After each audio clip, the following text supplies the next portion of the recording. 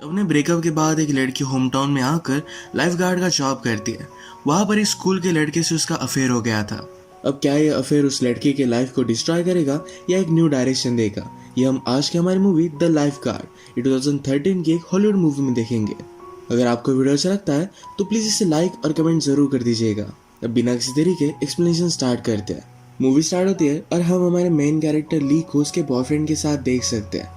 उसे छोड़कर कुछ दिनों के लिए घर जा रहा था। उसका बॉयफ्रेंड इंडियन है तो इंडिया जा रहा था। ली हमारी एक जर्नलिस्ट है और ली का बॉयफ्रेंड उसका बॉस भी था। एक जगह पर छोटे से टाइगर की डेथ हो गई थी, वहीं पर वो इन्वेस्टिगेशन करने के लिए गई।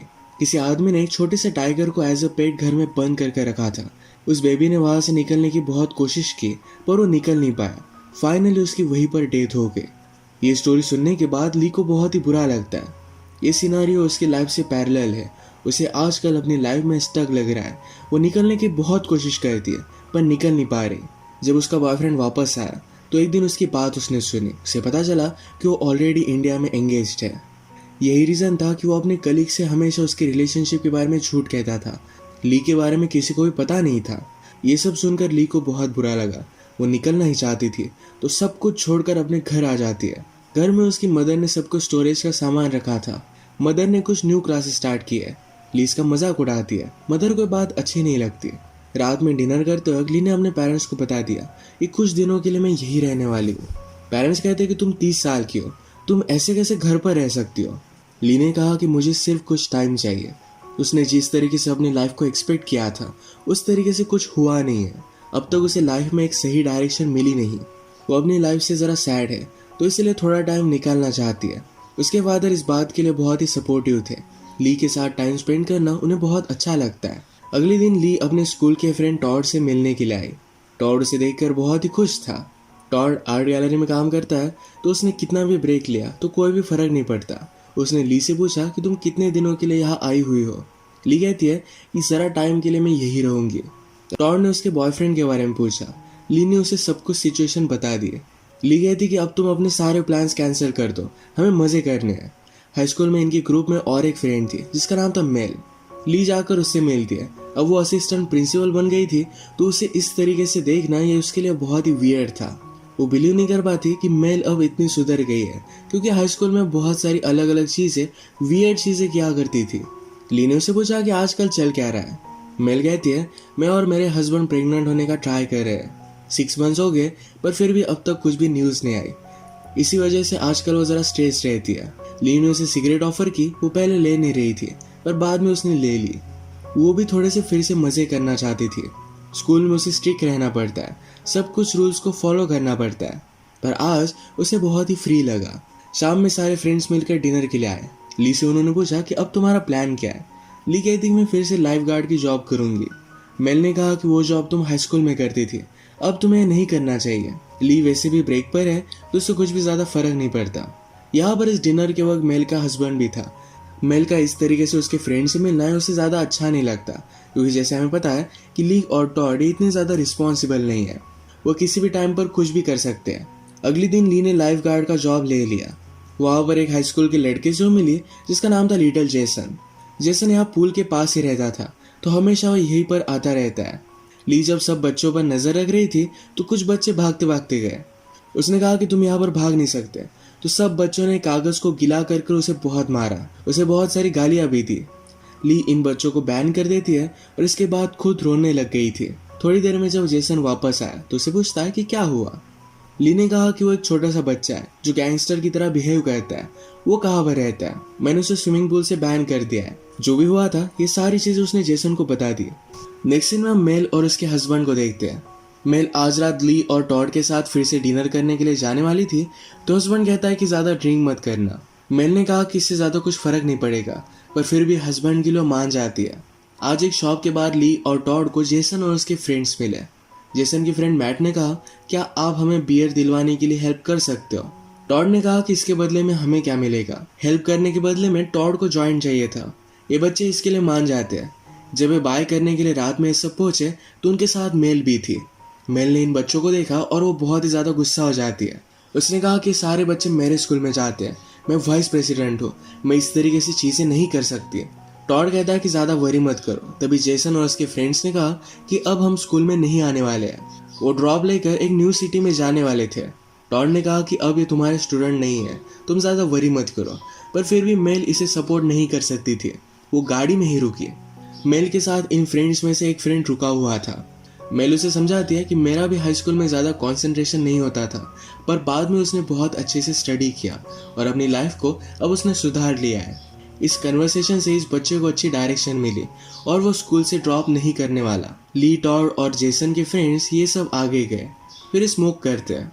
ली ने जेसन को समझाया कि तुम्हें इस तरीके से जाना नहीं चाहिए, अपने हाई स्कूल एजुकेशन को यहाँ पर कंप्लीट करना चाहिए। अगर तुमने नहीं किया तो लाइफ हार्ड हो सकती है। जेसन कहता है कि टाउन बहुत ही घटिया है, हर कोई उन्हें हेट करता है।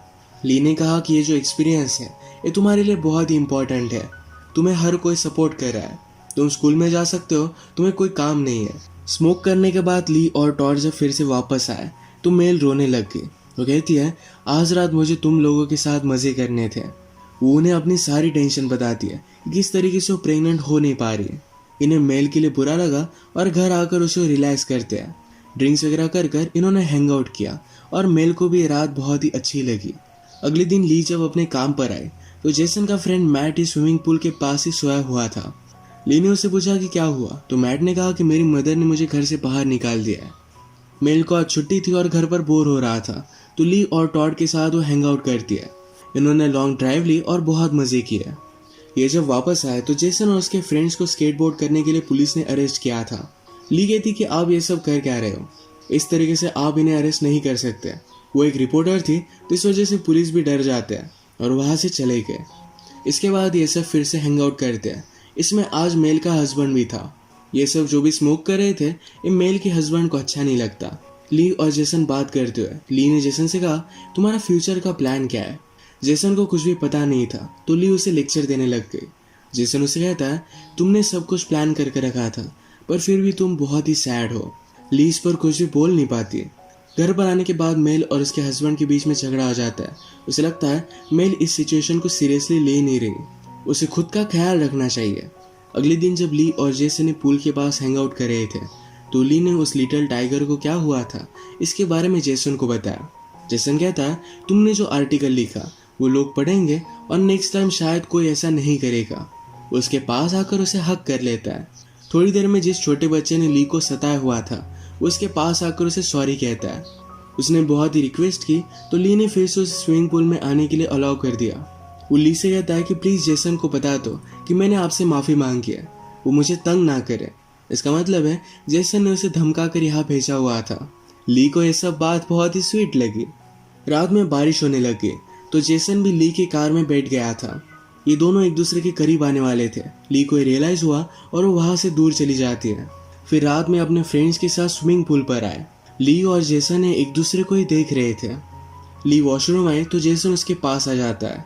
जेसन ने पूछा कि अगर हम दोनों के बीच में कुछ हुआ तो क्या फर्क पड़ता है, सब कुछ ठीक हो जाएगा। वो फिर उसे किस कर लेता है और यहीं पर ये दोनों इंटीमेट हो गए। आज रात ली घर पर बहुत ही लेट आई थी तो उसकी मदर उस पर बहुत ज़्यादा गुस्सा हो जाती है। उसने कहा कि तुम इस घर को होटल की तरह ट्रीट नहीं कर सकती, तुम्हें कुछ रिस्पॉन्सिबिलिटीज लेनी चाहिए।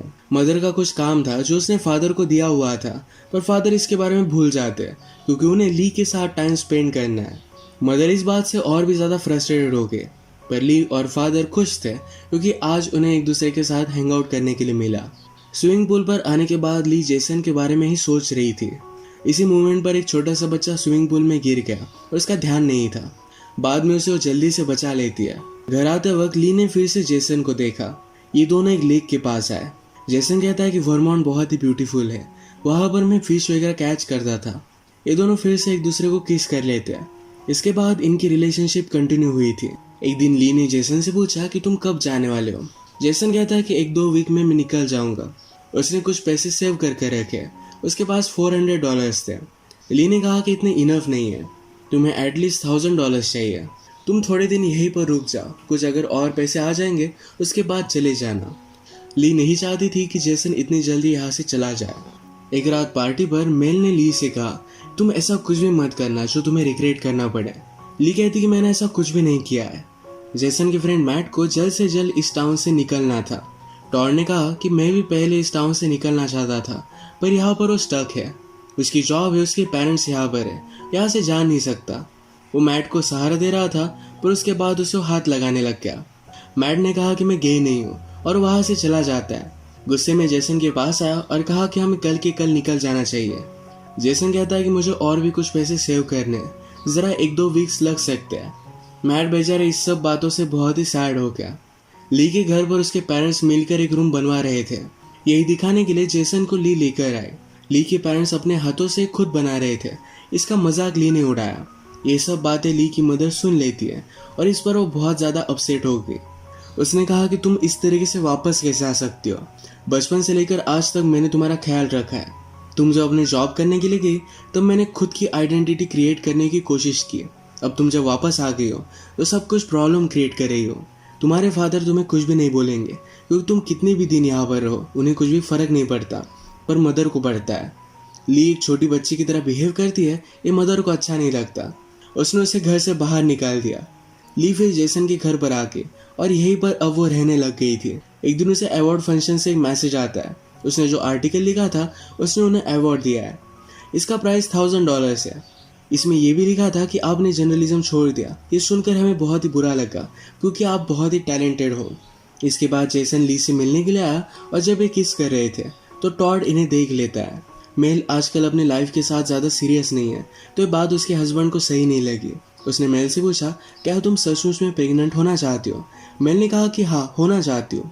हस्बैंड कहता है, तो अभी के अभी मेरे साथ इंटीमेट हो। मेल ये नहीं चाहती थी, तो इस पर इनका झगड़ा हो गया। सब कुछ बातें बताने के लिए टॉड के पास आए। बातें करते करते टॉड के मुंह से निकल जाता है कि ली जेसन के साथ रह रही है। इस बात से मेल बहुत ज़्यादा गुस्सा हो गई। इनके ग्रुप में वो भी इन्वॉल्व है। अगर किसी को इस बारे में पता चला तो उसकी जॉब भी जा सकती है। वो गुस्से में ली के पास आए। जेसन भी वहीं पर था। उसने जेसन से कहा, तुम्हारे पेरेंट्स के पास चलते हैं, उन्हें ये सब चीज़ें पता होनी चाहिए। वो ली पर भी बहुत ज़्यादा गुस्सा थी। उसने कहा कि तुम मेरी लाइफ क्यों डिस्ट्रॉय करना चाहती हो? मैं स्कूल में तुम्हारी जैसी थी, पर बाद में मैंने मेरी लाइफ को एक अच्छी तरीके से डायरेक्शन दी है। तुमने मेरी पूरी लाइफ बर्बाद कर दी। मैं ये सब चीज़ें जेसन के फादर को बताने वाली थी, पर जेसन ने कहा कि मैं स्कूल को बता दूंगा कि तुम हमसे ड्रग्स बाय कर रही थी। मेल इस बात से और भी ज़्यादा गुस्सा हो गए। एक दिन जब ली और जेसन जंगल में जाकर हैंग आउट कर रहे थे तो वहाँ पर उन्होंने मैट की डेड बॉडी देखी। उसने सुसाइड कर ली थी। उसे इस टाउन से जेसन के साथ निकलना था, पर जेसन ने उसे ज़्यादा सपोर्ट नहीं किया। इसी वजह से उसने सुसाइड कर ली थी। ये दोनों ही देखकर बहुत ही ज़्यादा डिस्टर्ब हो जाते हैं। जेसन रोने लग गया। जेसन ने कहा उसके बड़े ब्रदर ने भी सुसाइड की थी। अब और एक पुलिस ऑफिसर जाकर फिर से उसे वही न्यूज़ देगा। उसे बहुत बुरा लग रहा था। ली कहती है, मैं बता कर आती हूँ। ली भी बाहर आकर बहुत रोई क्योंकि उसने ही जेसन को रुकने के लिए कहा था। वो मैट की मदर को जाकर बताती है। एक दूसरे का सहारा लेकर बहुत रोती है। ली अब जेसन के घर से बाहर निकल गई। वो एक रात स्विमिंग पूल के पास सोए और दूसरी रात अपनी मदर ने जो घर बनवाया था उसमें जाकर सो जाती है। उसके घर से जाने के बाद उसकी कैट मिसिंग थी, ये भी उसे मिल गई। जेसन ने जब इस स्कूल को छोड़ दिया तब मेल उसके फादर से बात करती है। उन्हें फिर से समझाने की कोशिश करती है कि जेसन को इस तरीके से स्कूल से मत निकालिए। जेसन के फादर ने कहा कि जेसन की लाइफ में ऑलरेडी बहुत सारे प्रॉब्लम्स हैं, यहाँ से दूर जाने का डिसीजन उसके लिए अच्छा होगा। मेल ने ली और जेसन के बीच में जो भी हुआ इस सब के लिए वो सॉरी कहती है। फादर कहते हैं, लाइफ में इस तरीके से अजीब अलग अलग चीज़ें होती रहती है, हमें इस पर इतना ज़्यादा सोचना नहीं चाहिए। जेसन के फादर के जाने के बाद मेल को मनाने के लिए उसका हस्बैंड आ गया। उसे वो सॉरी कहता है। जिस तरीके से हस्बैंड वाइफ झगड़ते हैं उसके बाद एक दूसरे को माफ़ कर देते हैं, उसी तरीके से इन दोनों ने भी एक दूसरे को माफ़ कर दिया था। मेल ने अपने स्कूल के बोर्ड को सारी सिचुएशन समझाई थी, पर इसमें उन्हें नहीं लगता कि मेल का कोई भी फॉल्ट है, तो इस वजह से उसे वो फायर नहीं करते। ली घर पर आई और सारे सामान को ठीक से रख देती है। अपने मदर के लिए उसने वेबसाइट वगैरह बना कर रखी थी। मदर को अच्छा लगा कि ली कुछ ना कुछ तो रिस्पॉन्सिबिलिटी ले रही है। ली अब घर में रह सकती थी। मैट के फ्यूनरल पर ली और मेल फिर से एक दूसरे से मिले। ली ने मेल को सॉरी कहा और मेल उसे माफ़ कर देती है। अब इसके बाद जेसन के जाने का दिन आ गया था। वो ली से मिलने के लिए आया। ली को अपने आर्टिकल के लिए जो $1000 का चेक मिला था ये वो जेसन को दे देती है। उसने कहा कि तुम बहुत ही अमेजिंग हो, कभी भी अपने आप पर डाउट मत करना, अच्छे से मेहनत करना और लाइफ में तुम सक्सेस हो जाओगे। इसके बाद ली भी अपनी सिटी में फिर से वापस चली जाती है। वो अपने काम में अच्छी थी, पर सिर्फ ब्रेकअप की वजह से ज़रा ब्रेक लेने के लिए वो यहाँ पर आई हुई थी, तो फिर से वो लौट जाती है। जेसन भी अपने टाउन में जाकर सही तरीके से सेटल हो गया था और ली के न्यूयॉर्क के एड्रेस पर वो लेटर लिखता है। इनकी रिलेशनशिप कैसी भी हो, फिर भी एक दूसरे को लाइफ में आगे बढ़ने के लिए इन्होंने इंस्पायर किया था। इसी के साथ ये मूवी एंड हो जाती है। अगर आपको वीडियो अच्छा लगा तो प्लीज़ इसे लाइक और कमेंट ज़रूर कर दीजिएगा। ये बहुत सारी मूवीज़ लेकर आता रहता हो, तो प्लीज़ इस चैनल को सब्सक्राइब कर दीजिए और बेल नोटिफिकेशन आइकन दबाना मत भूलिएगा। हम फिर से मिलेंगे और एक नई मूवी के साथ। तब तक के लिए थैंक यू और आप अपने आप का ख्याल रखिए।